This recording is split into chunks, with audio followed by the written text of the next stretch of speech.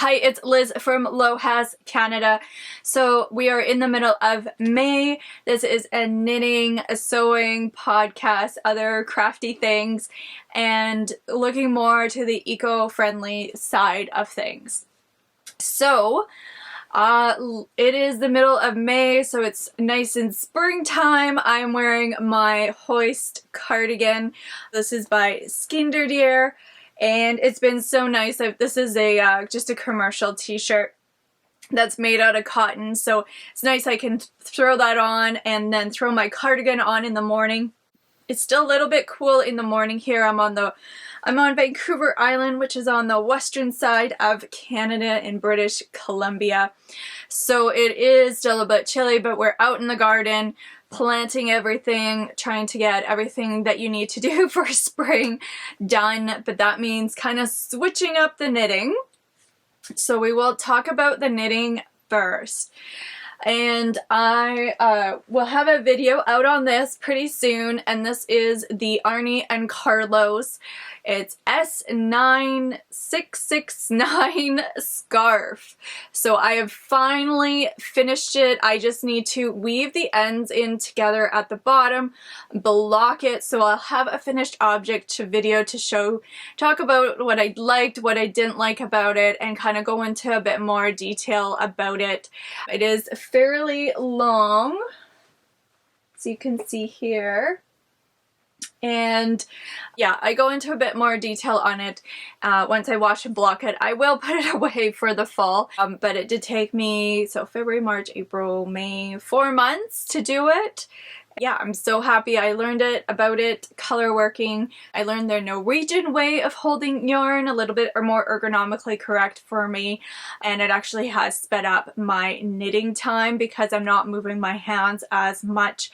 And I also learned, not on this pattern, on a different one, how to do Norwegian purling as well, and that has sped up some of my time. It's still not as intuitive as the knitting Norwegian way, but it's a work in progress. It's just everything we have to learn. That yarn for this is a Norwegian yarn called Baby Lol Linnet, and that is a superwash yarn. It's I believe it's 100% merino. Yeah, 100% merino. This yarn, though, I find isn't like the plasticky yarns that I usually sometimes find with superwash ones, where they feel a little bit, I don't know, squeaky almost. This one's nice and soft, and I haven't even washed it yet, so very happy that it's done. And then this one, I will show you. I started knitting. My sister is pregnant and she's about to pop in June, so I said, you know, I need to start making this this baby blanket. So I picked out these two colors, this green and this beige. We don't know the gender of the baby, but so I thought just something very, very neutral, very just something that it's classic, right? And this is, every time I say this name, Espace, I have it correct in my head, and then the words, they just don't come out right. So it's a Quebec designer. They have a store, Espace. Okay. Chevron. It's called Chevron. It's a free pattern. And I made, I was looking in the descriptions of people's modifications. So I did modify the pattern. One lady said she put like 151 stitches. I used 156. It's actually a pretty simple pattern. Does have some knitting. You're doing it flat, obviously, knitting and purling, and it's basically just yarn overs, and it creates this triangle effect, which I find really amazing that it does it. Yeah, so you're doing yarn overs and knitting two together, basically. So yeah, it's a free pattern, and I started it and I ripped it out, and I was like, this isn't working, it just doesn't look good. And the reason why, I had to relook how to knit yarn overs, I had to do yarn overs, and I figured out I was actually doing yarn, what was I doing? It was like there's different styles of yarn overs, and the one I was doing was like yarn two in front, but I thought it was a yarn over. Yeah, so I ended up having to re-knit it. I only had about this much. It's taking me, I think, about... So I'm doing a repeat of 10. See the other people's projects because they'll do more repeats of like 20 or something, and you can kind of see how if you like that size of the stripe. But I really liked in the pattern the size of the 10 stripes, so I thought that was very nice and interesting. The yarn I'm using is called Bamboo Pop, so it's 50% cotton, 50% bamboo. 100 grams, 292 yards. So it's a nice, soft, I wanted something machine washable, so when I was talking with my knit group a long time ago and I was asking like, what should I knit my sister, because I don't have kids and I haven't knit any baby stuff, and they're just like, make sure that it's washable, and if it gets in the dryer, being like, if she's a new mom, that it's fine if it happens, right? So I didn't want to do anything wool, just because, you know, they're like, oh, if it's cotton, it'll be great to absorb all the fluids that come out of the baby too. So I still have about this much left on this ball, and I'm not too sure how much longer I'm going to make it. I thought maybe, I don't know, maybe a bit longer just for a baby blanket. It's pretty heavy, so I don't want to make it too long, but I do want to make it long enough so that, you know, the kid can use it when they're in their 2-3-year-olds and it'll still cover a bit of their body. So, alright, so my other project that I have been working away is by Andrea Mowry. For some reason I can't say her name right either. And it's called Vintage 93. So the yarn I'm using, just gonna flip it right side out. The yarn I'm using is from Small Bird Workshop, and I know the gray is a BFL, and I can't remember what the other ones are. I was going to do 3 different colors, or 2 different colors on the top, but I decided I just like the purple because the other color was a kind of black color, dark, so I wanted to keep it really light. I think it would have popped too much off of it with this gray. So it's definitely squishy yarn. Right now I'm working on the body, so it's a brioche at the top, which I've talked about before, and I didn't realize it was a brioche, and so I had to learn brioche. Marley Bird has a great pattern on a scarf brioche that I just followed because none of the other tutorials were making sense. They were only showing like clips of brioche, and that doesn't really work when you have to start off with brioche, like start the pattern, right? And then you do this really cool textured design. It's really, really easy, very intuitive now. Yeah, you just go down, and I am doing, it says in the pattern, like you just can knit straight down this pattern. I'm doing decreases because I think it's going to be a little bit big, which I wanted, like a bit of an oversized sweater. And I'm using needles that aren't big enough for my circumference, and they're fixed needles. So I'm just going to keep on knitting.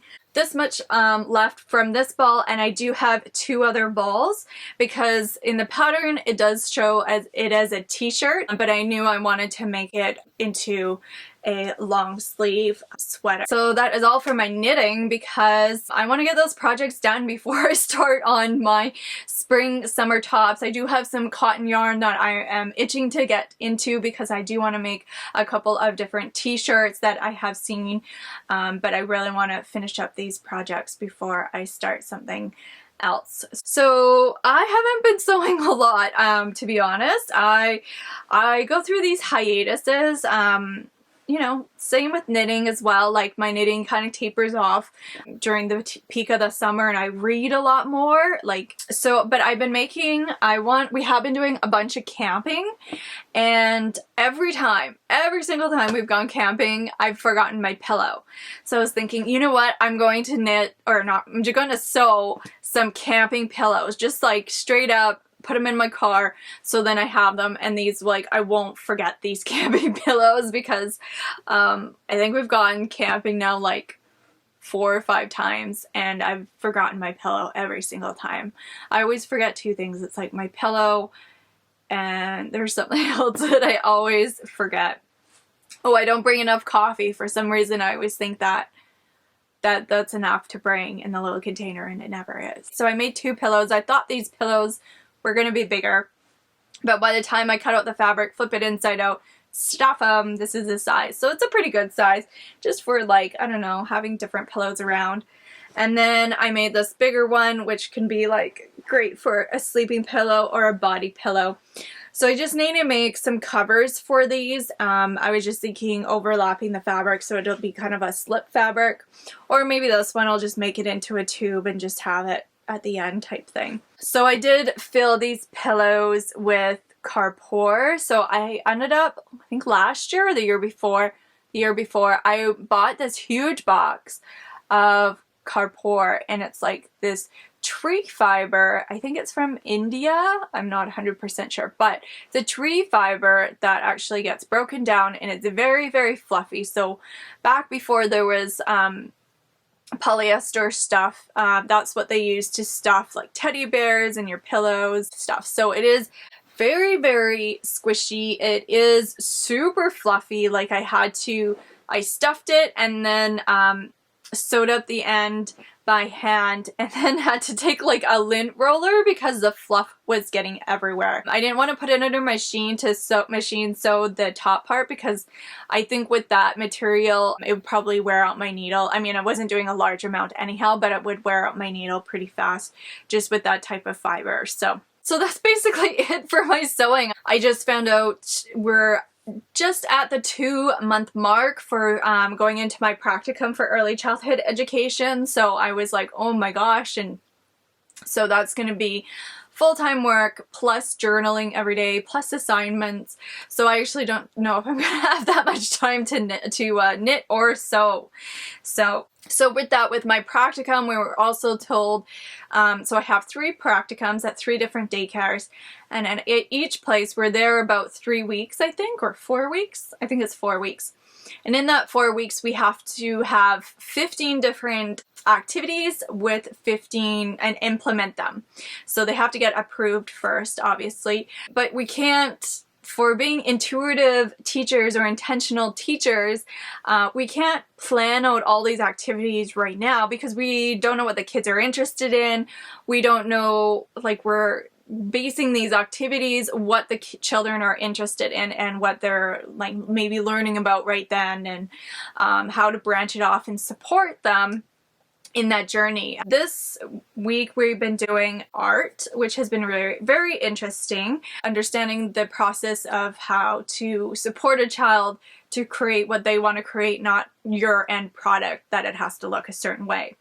So we did a couple different projects. We did a cultural craft. So a craft could be looking like an end product similarly. It doesn't have to be exact, but that it's introducing it into a cultural theme plan.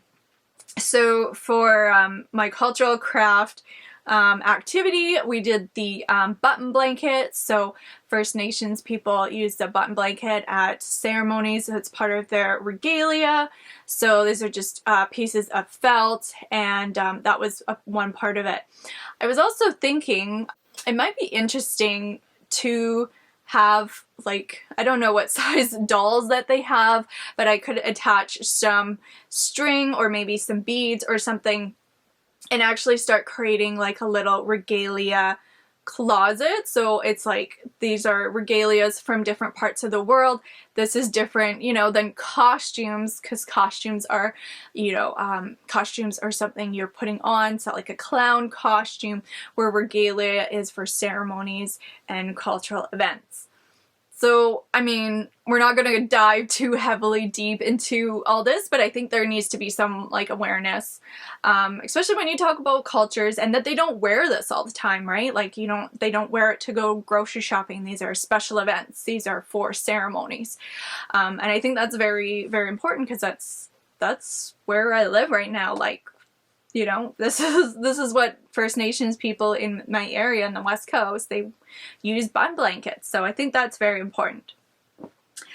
I also did, my group did a fabric workshop. And So I just started cutting up, looking at through my scrap pile of different pieces of fabric, and what I was thinking of doing, it was a little bit hard because we're still all on WebEx and we're just doing it with a bunch of adults who have to pretend they're kids, is getting it just a fabric bag, and so the kids can kind of, and I've serrated some of these edges like with this scissors, and then some of them not, and just a whole bunch of different types of fabric, so then they can play with it. They can, you know, feel if it rips apart, just to have a huge, I think, a huge fabric bag. And then you can kind of talk about the different materials and the properties. Do they sink? Do they float? Can you see through it? We were doing a lot of that. You can also, the teacher suggested afterwards that you could also use like, does the flower make a pattern if we smush it onto the fabric? How can we get dyes from natural materials, or maybe make some tie-dyes or something? So there's a lot of different elements to fabrics, and in our workshop too we did, you know, what does your clothes feel like? Because a lot of times they haven't thought that fabric is clothes. Clothes just appear out of stores, just appear out of nowhere, right? That they aren't materials first and then they're clothes. So I think I'm gonna continue going through my stash, figuring out, like, I have leather, figuring out little scraps of fabric, and even like, you know, these types of fabric, this is a silk, but even a lace, getting longer different pieces, and then they could also use it for ribbons or to make dancing stuff, whatever they want to do, but having that option as a fabric bag that's kind of ready to go, and I could probably do that as an activity at some point, I'm sure, throughout my practicum. So the only other thing I have to show you is 2 felt crafts. So for felt stories, I've been looking for more stories that are social emotional stories. So they're teaching lessons about emotions or viewpoints. From my class, the one that's been, I think, very popular, because most of my classmates have kids, has been Pete the Cat. And not so much for the social emotional stories, but for the word repetitions, the also speech. It's basically the same format per books in the way that the author writes it. So it's very repetitive as well for a teacher to learn it, and it's not tons and tons of words as like some other books or felt stories are. So I did Pete the Cat, and he's blue. It's not this usually this bright blue, but this one's about buttons. So he loses his buttons, and so then, you know, they count down. So that's also a great one for, and then at the end, he has just one button, his belly button, which I thought was kind of hilarious story. And then I still have to cut out the white boots, but him and his boots, and so we're learning about different colors. And I think it's if it's something the kids are already familiar with, maybe they learn it at home, then really seeing it again in a felt story, more animated, is another great way to teach it. So that's Pete the Cat. And the other one I am still working on is it's by the Latter Day Kids. It's a YouTube channel, and they have a lot of social emotional stories. Some of them are okay. Some of them I've, you know, cut out the religious parts of it, and it works perfectly fine. Some of it I've tweaked it just so it's a bit more repetitive, just kind of rewrote it. It's a video, so you kind of have to stop and pause it, but I was able to write it into a Word document and then make the story out of it. So this one is, my grasshopper is not very good, but this one is about a grasshopper who's hopping along, and different bugs see him, and the grasshopper believes he's green, and the bugs who wear glasses say, oh no, you're not green, you're red. And then the next bug, oh, you're not green, you're purple. You know, and in the end he goes to his mom. And so basically the story is like, don't be a judge bug, right? So these bugs are judging, saying what they think this grasshopper is, or what color he is, or who he is. So I think those are interesting, great stories to teach kids, especially at a young age. So I hope you all doing well, and I shall talk to you later. Bye!